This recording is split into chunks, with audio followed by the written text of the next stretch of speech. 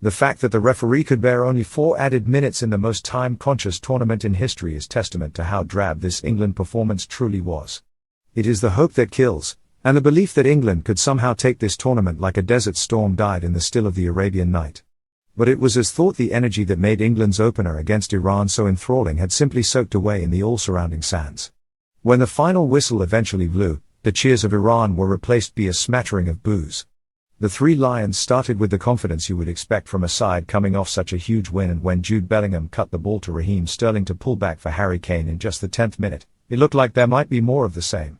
Walker Zimmerman's block was a good one, but so was Kane's position, and normally you expect to see the net bulge.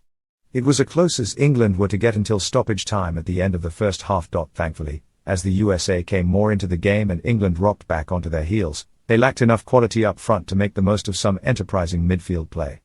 Haji Wright headed a good chance wide. Weston McKennie's side footed a half volley over the bar when he should have done better from 10 yards out.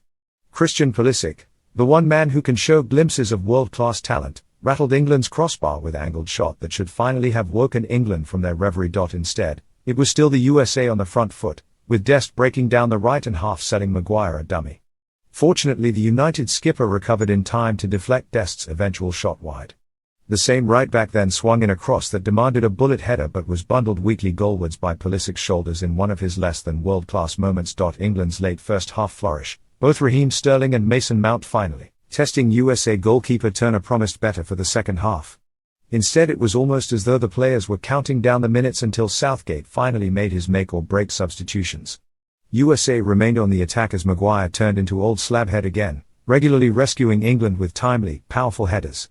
Much has been made of the sort of impact Jack Grealish could have on games from the bench, although few were clamouring for Jordan Henderson to strip down by the touchline alongside him. Sterling and Bellingham made way, the latter seemingly unable to carry the attacking intent twice in a row on those teenage shoulders, however oversized they are.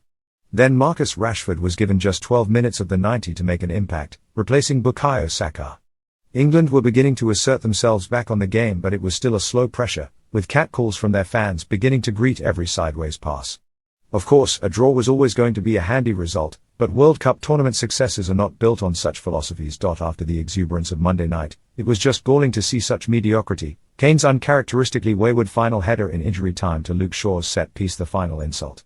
But then that is the measure of the new height of expectation. As Southgate pointed out in his press conference, England have never beaten the USA in all of history. Indeed, when the American part-timers secured a 0-1 reversal at the 1950 World Cup, some newspaper editors felt it must be a missend on the cable back from Brazil and printed a 10-1 scoreline to England. Sadly, even after the treat of the opening win, a drab goalless draw from the Three Lions is depressingly believable.